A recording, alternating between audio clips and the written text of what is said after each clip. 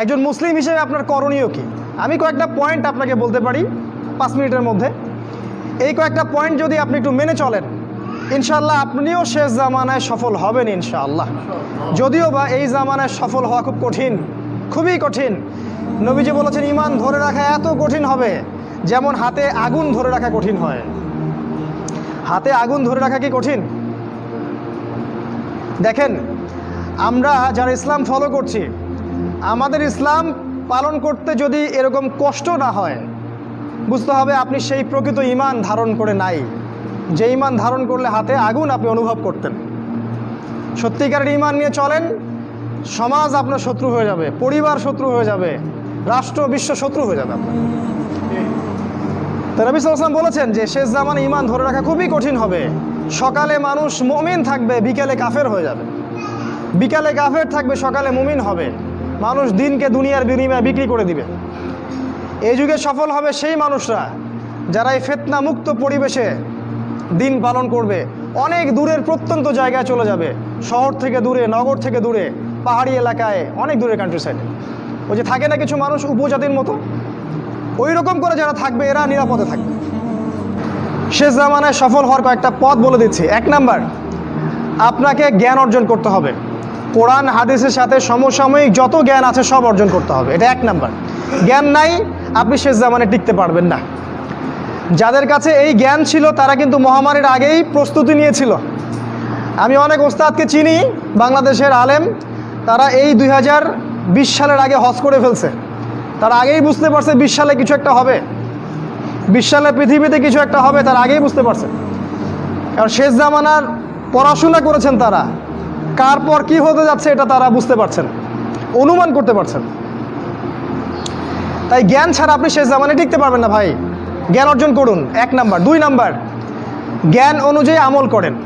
যতটুকু জেনেছেন আমল করেন, কালকের জন্য অপেক্ষা করবেন না। আজকেই নামাজ শুরু করে দেন, দেনা পাওনা থাকলে আজকেই মিটিয়ে দেন। আজকেই পরিবারের সবাইকে ডেকে ওয়াজ করেন, নসিহত করেন যে দেখো সামনের দিনগুলো ভয়ঙ্কর, আমাদের জীবনকে গোছাতে হবে, যা করেছি তওবা করে আল্লাহর কাছে ফিরে আসেন। আল্লাহ পাক গফুরুর রহিম, আপনি তওবা করে এইমাত্র চলে আসেন, আল্লাহ মাফ করে দেবে ইনশাআল্লাহ। আপনাকে আল্লাহ পাক পরীক্ষা করবেন আপনি সত্যিকারে তওবা করেছেন কি না। আপনাকে প্রমাণ করতে হবে নামাজের মাধ্যমে, জ্ঞান অর্জনের মাধ্যমে, ভালো কাজের মাধ্যমে, সদকা করার মাধ্যমে। সৎ কাজের আদেশ করবেন, অসৎ কাজে নিষেধ করবেন। আপনি ইসলাম পরিপূর্ণরূপে পালন করার চেষ্টা করেন। কোনো সরকার, কোনো সমাজ নেতা, কোনো রাষ্ট্রনেতা, কোনো পারিবারিক নেতা, কেউ আপনার সাথে আপনার কবরে যাবে না। সোজা কথা, আপনাকে আল্লাহর সামনে একাই দাঁড়াতে হবে। কারো পরোয়া করে লাভ নাই, কোনো অজুহাত দিয়েও লাভ নাই। দেশটা ভালো না, বিশ্বটা ভালো না, সমাজটা ভালো না, সময় ভালো না, এগুলো বলে কোনো লাভ নাই।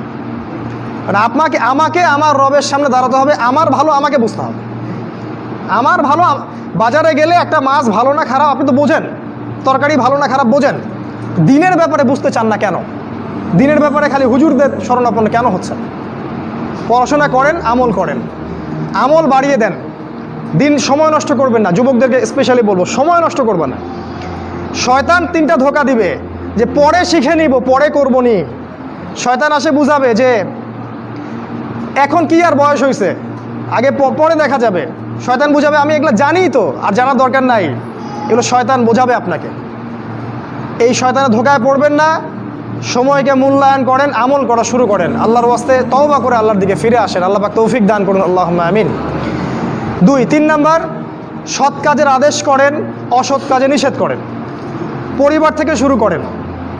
আপনি ব্যক্তিটা গড়ে তোলেন, পরিবারটাকে ইসলামিক পরিবারে গড়ে তোলেন। আপনার ছেলে, আপনার মেয়ে, আপনার স্ত্রী, আপনার সন্তান, আপনার বোন, আপনার মা, সবার ব্যাপারে মনিটরিং করেন, চোখে চোখে রাখেন। আপনি জানেন না আপনার ছেলেটা অনেক আগেই জেনাকারী হয়ে গেছে, আপনি টের পান নাই। ছেলের হাতে স্মার্টফোন তুলে দিয়েছেন, ছেলে গোপনে গোপনে 10টা প্রেম করে, আপনি জানেন না। ও দুধ খায় না এখন, আপনি মনে করছেন যে ও দুধ খায়, ও অনেক ম্যাচিউরড হয়ে গেছে। আপনার মেয়েকে দেখে মনে হয় খুব পর্দা করে, দেখেন ভিতরে ভিতরে কোনো ছেলের সাথে সম্পর্ক তৈরি করে ফেলছে। অনেক ঘটনা ঘটে যায়, আমরা সরল মনে অনেক কিছু করি। আপনার ওয়াইফকে দেখেন, আপনি যখন বাসায় থাকেন না, কি করে না করে মনিটরিং করেন। টিভি বন্ধ করে দেন, সিরিয়াল টিরিয়াল বন্ধ করেন। এমন কারোর সাথে মিশতে দিবেন না যে আপনার ছেলেকে, আপনার মেয়েকে, আপনার বোনকে, আপনার মাকে বিপথে নিয়ে যাবে। কঠোর হন পরিবারের উপরে, কারণ আপনাকে আল্লাহ পাক আপনার পরিবার সম্পর্কে জিজ্ঞাসাবাদ করবেন, অবশ্যই জিজ্ঞাসা করবেন। বিশ্বাস করেন আল্লাহ পাক কিয়ামতের মাঠে আপনাকে আপনার পরিবার সম্পর্কে জবাবদিহি করাবেন প্রত্যেকটা বিষয়। আপনি দাওয়াত দেন, চেষ্টা করেন, তারপর যদি ছেলে বেলাইনে যায় সেটা তার ব্যাপার, ওর হিসাব ও দিবে। নূহ আলাইহিস সালামের ছেলে কাফের হয়ে গেছে, ওর হিসাব ও দিবে, সেটা আলাদা। কিন্তু আমাকে আমার চেষ্টা করতে হবে। পরিবার গড়ে তোলেন, সৎ কাজের আদেশ করেন, অসৎ কাজে নিষেধ করেন। 4, এই যে কোরআন এবং সুন্নাহর দাওয়াতটা পৌঁছে দেন মানুষের কাছে। দাওয়াতেই কাজ করেন ভাই, সময় নষ্ট করেন না। আপনি যে দল করেন বা যে সংগঠন করেন বা যে মাযহাব যে তরিকায় থাকেন, আমার তাতে কোনো আপত্তি নাই, কিন্তু কোরআন সুন্নাহর দাওয়াতটা মানুষের কাছে প্রচার করেন। মূল বিষয়ে কোনো পার্থক্য নাই। এই দাওয়াত দেওয়ার সময় সাম্প্রদায়িক হবেন না, সবাই আমার দলে আসো, আমার দলে ফর্ম পূরণ করো, না হলে দাওয়াত হচ্ছে না, এমন দাওয়াতের দরকার নেই। মানুষকে ইসলামের দাওয়াত দেন, আল্লাহর দিকে ডাকেন, কোরআনের দিকে ডাকেন, সুন্নাহর দিকে ডাকেন, দেখবেন সমাজে একটা সাম্য চলে আসবে ইনশাআল্লাহ। দাওয়াতেই কাজ করেন, বেশি বেশি কোরআন সুন্নাহর দাওয়াতেই কাজ করেন। 5 নাম্বার, অর্থ সম্পদ যা আছে এগুলোকে কাগজের টাকায় রেখে দিবেন না, আমার নসিহত। হয়তো বুঝতে পারছেন না, মাথার উপর দিয়ে যাচ্ছে কথা, কিন্তু পরে বুঝবেন। টাকা পয়সা যা আছে এগুলোকে ব্যাংকে কাগজের টাকার মধ্যে রেখে দিবেন না, কারণ কাগজের টাকা সামনে আর থাকবে না। লিখে রাখেন, কয়েক বছর পরে দেখতে পারবেন সমস্ত টাকা হয়ে যাবে ইলেকট্রনিক। খালি পাঠাবেন, ইলেকট্রনিক মানে আপনি টাকা ধরতেও পারবেন না, পকেটে রাখতেও পারবেন না, খালি জানবেন আমার অ্যাকাউন্টে এত টাকা আছে। এই পুরো ব্যাংকিং সিস্টেমটা পড়ে যাবে, থাকবে না। বিশ্বাস না হলে লিখে রাখতে পারেন, এই পুরো ব্যাংকিং সিস্টেম পড়ে যাবে, কাগজের টাকা থাকবে না। কি করবেন তাহলে? আপনি আপনার সম্পদটাকে সোনায় রূপান্তর করেন, কিছু সোনা করে রাখেন, জমায় রাখেন, রূপায় কনভার্ট করেন। এগুলোর দাম কখনো কমবে না। 100 বছর পরেও সোনার দামই থাকবে। তো 10 বছর পর আপনার 10 লাখ টাকার মান 10 লাখ টাকা থাকবে না, দাম পড়ে যাবে, আপনি সম্পত্তি হারাবেন। এইভাবে তারা সারা বিশ্বকে লুট করছে, এই কাগজের টাকা দিয়ে তারা সারা বিশ্বকে লুট করছে। এটা বুঝবেন না, পরে বুঝবেন। আচ্ছা, শুনে রাখেন। আর কি করতে পারেন? গবাদি পশু ব্যবসা ইনভেস্ট করেন। আরেকটা কাজ করতে পারেন, জমি কিনে রাখতে পারেন, এটা ভালো জিনিস। এই জিনিসগুলোতে টাকা কনভার্ট করেন। শেষ জামানায় আপনার কাগজের টাকা থাকবে না, আপনি ক্ষতিগ্রস্ত হবেন।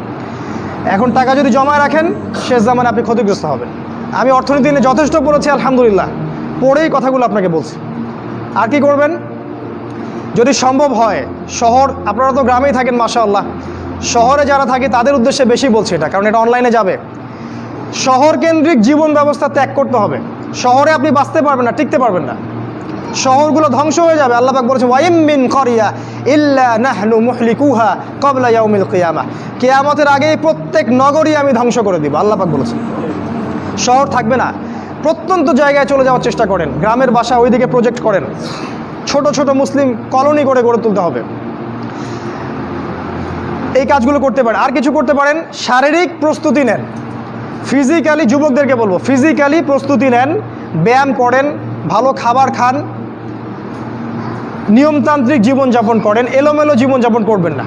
আর নিয়মতান্ত্রিক জীবনযাপন করার সবচেয়ে উসওয়াতুল হাসানা হচ্ছে রাসূলুল্লাহ সাল্লাল্লাহু আলাইহি ওয়াসাল্লাম। উনার সুন্নাহ মাফিক জীবনযাপন করেন, আপনি ভালো থাকবেন।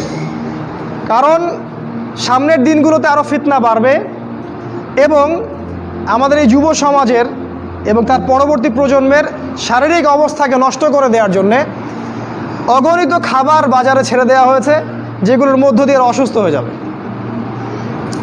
তাই রাসূলের পদ্ধতি অনুযায়ী জীবনযাপন করেন, ভালো খান, ফ্রেশ জিনিস খান, ব্যায়াম করেন, শারীরিক প্রিপারেশন নেন, আপনি ভালো থাকবেন ইনশাআল্লাহ। এই কাজগুলো আপনাকে ইনশাআল্লাহ শেষ জামানায় বাঁচতে সাহায্য করবে। আর সর্বশেষ যেটা নাসিহা, সেটা হলো যে ইসলামের জন্যে, ইসলামকে ভালোবেসে আপনার জান থাকলে জান দিয়ে, মাল থাকলে মাল দিয়ে, সময় থাকলে সময় দিয়ে, শ্রম দিতে পারেন শ্রম দিয়ে, বা মেধা আছে মেধা দিয়ে দিনের জন্য কিছু করেন, দিনের কোনো খেদমত করে যান। এই কাজগুলো পরকালে আপনার জন্য সদকায়ে জারিয়ার মাধ্যম হবে ইনশাআল্লাহ। কারণ মানুষ যখন মারা যাবে, তার আমলনামা বন্ধ হয়ে যাবে, সদকায়ে জারিয়া খোলা থাকবে, নেক সন্তান খোলা থাকবে, এবং যে জ্ঞান আপনি মানুষকে শিক্ষা দিচ্ছেন, উপকারী জ্ঞান, সেটা আপনি কবরে শুয়ে শুয়ে পাবেন ইনশাআল্লাহ। তাই ইসলামের জন্য আপনার জান, আপনার মাল, আপনার সময়, শ্রমগুলোকে ব্যয় করুন। আল্লাহ পাক আমাদের সবাইকে দিনের জন্য কাজ করার তৌফিক দান করুন। আল্লাহুম্মা আমিন।